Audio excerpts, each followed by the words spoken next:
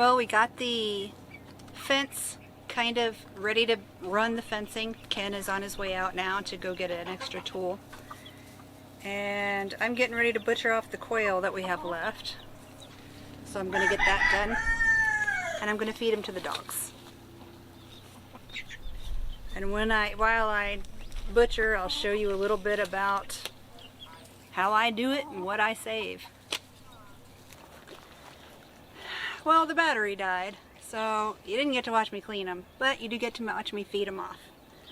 So here we go with that. Sit.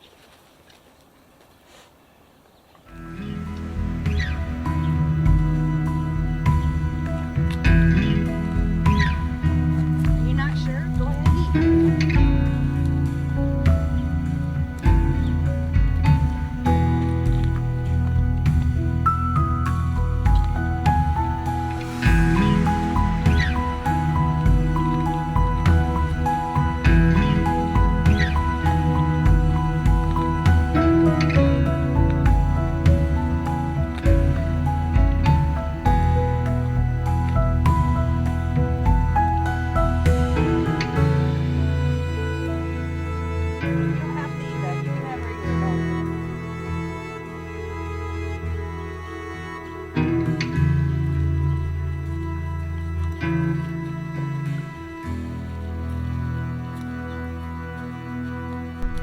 Chuck's a really slow eater, but we actually hope to start producing our own dog food with rabbits and quail in the next few years.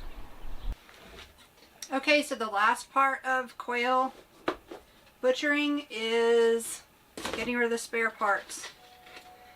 I bury all the feet in one of the dry boxes and make sure they're fully buried. This is salt.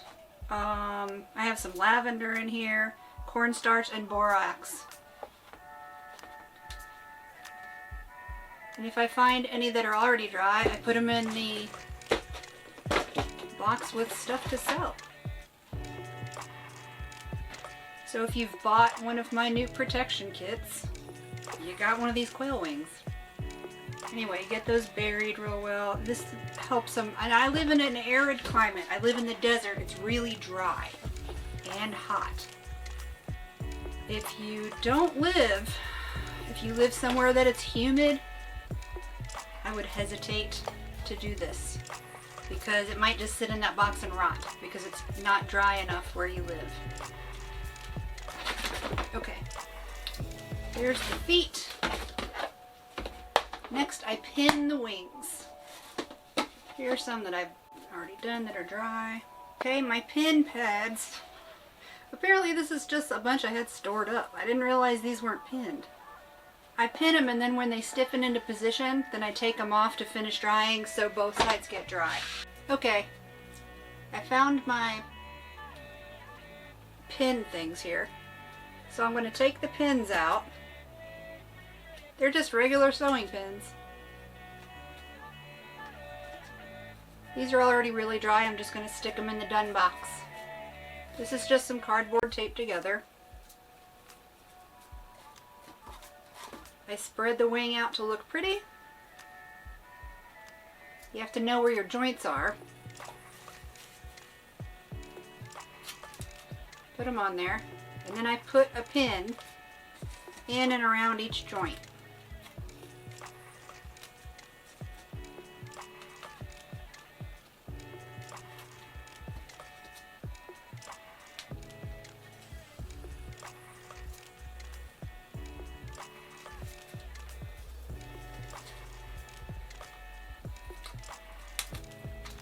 So that's one side, and then I do the other side because I don't have a lot of room.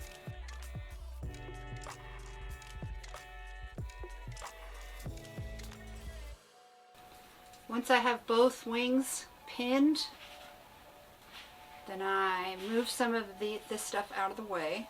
Oops. Move the drying substrate out of the way. Snug this down in there. But carefully because you don't want to bend the wingtips. And then just cover it up. That's it. Then everything goes back in the closet for a few months. Well, my brooder, the modification that I did to the brooder to integrate the baby chicks and the seramas is working great. They're all inside right now, but they come out and they have water with everybody else. You can just barely see one right now. I'm gonna throw out some scratch to get everybody to come out. You can see them now, and once I get the scratch thrown out, you'll see everybody.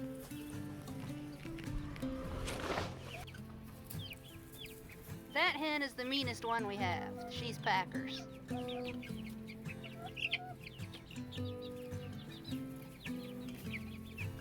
But see, they're growing.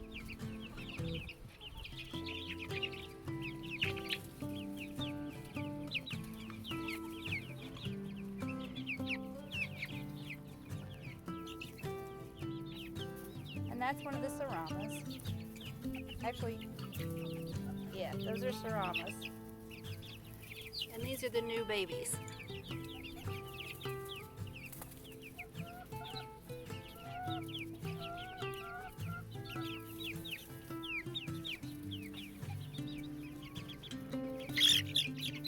Ah, got one. They're really pretty, and they almost all have crests because of their dad.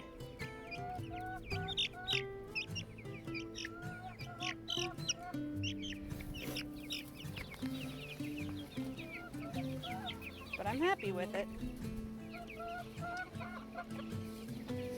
Her full name is Packers Won the Super Bowl,